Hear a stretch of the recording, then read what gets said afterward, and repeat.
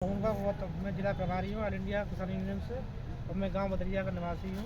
और मेरे गांव में कैंसर जैसी बीमारियाँ, चर्म रोग, टीबी, अस्थमा और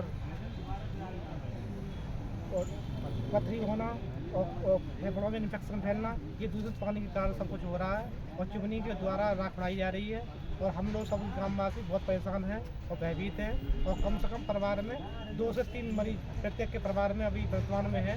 डॉक्टरों की टीम गई थी, 5 लोगों का पैनल गया था, तो मेरी देखरेख में जांच कराई गई थी। तो मैंने 3 कैंसर पीड़ित जो लोग थे उनको भी लेके आया था, उनके कागज उपलब्ध कराए थे। और जो मर चुके हैं लोग कैंसर से पीड़ित हो गए, उनके भी कागज उपलब्ध कराए थे। और कैंसर की टीम, जो डॉक्टर की टीम थी, वो बोल रही थी वास्तविक दूषित पानी की वजह से और दूषित हवा की वजह से ये बीमारियां फैल रही हैं। जो 5 लोग सीएमओ ऑफिस से यहाँ से गए थे डॉक्टर, उन्होंने क्या कहा आपसे? हमसे ये कहा था कि पानी से और हवा से ही ये बीमारियां फैल रही हैं। अन्य किसी पूरे जिला एटा में अन्य किसी गाँवों में नहीं है, 3 गाँवों को छोड़ के बदरिया, हरीशपुर, नगला इमलिया में ये बीमारियां खतरनाक है। कौन कौन डॉक्टर साहब गए थे यहाँ से, किसी का नाम?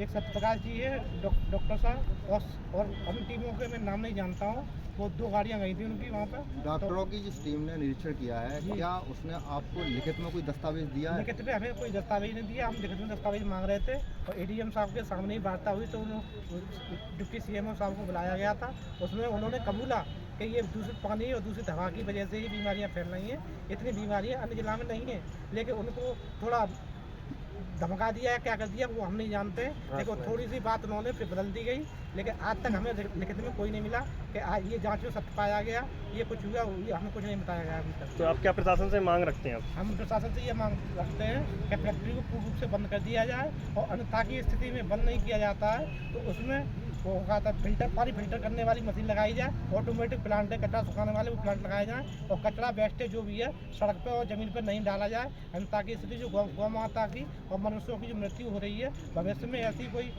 अकाल मृत्यु किसी की न हो, क्योंकि ये अकल्पनीय घटना है जिससे हम लोगों को दुख होता है। गाय माता का हम लोग दूध पीते हैं और उसका पोल्ट्री भी है हमारे पास, कचरा खा के दूषित पानी पी के उसकी मृत्यु हो गई है और इंसानों की मृत्यु हो रही है और शासन प्रशासन इसमें कुछ भी नहीं कर रहा है। क्योंकि आप गांव के निवासी हैं, फैक्ट्री आपके गांव पर ही है, क्या आपने फैक्ट्री संचालक से कभी वार्ता करने की कोशिश की? फैक्ट्री संचालक को हमने कई बार अवगत कराया, भाई ये कचरा मंडारो, इससे बीमारियां फैलती हैं। तब वो तो एसी गाड़ी में जाते हैं बंद सीधा करके, एसी गाड़ी में चले जाते हैं। आज तक उन्होंने सड़क पर 2 चुटकी मिट्टी नहीं डाली, क्योंकि हमारे जो स्कूल के बच्चे हैं पैदल आते हैं, बरसात के टाइम में एक दिन बरसात हो जाए तो 3 दिन तक हम लोग स्कूल पर नहीं आ पाते पैदल वाले, क्यों कि इतना सड़क पानी भर जाता है और काला पानी है, उससे कचरा वाला पानी है और कचरा भी डालते हैं तो उससे बच्चे निकल नहीं पाते। तो हम लोग पढ़ कैसे पाएंगे, कैसे जीवित रह पाएंगे? अशुद्ध पानी पिएंगे तो कैसे जीवित रहेंगे? बीमारियाँ तो फैल रही हैं और वर्तमान में बीमारी फैल रही है, रिजल्ट भी दिखा रहा है और सबकी जाँच भी दिखा रहा है। शासन प्रशासन नहीं मान रहा हमारी बात को।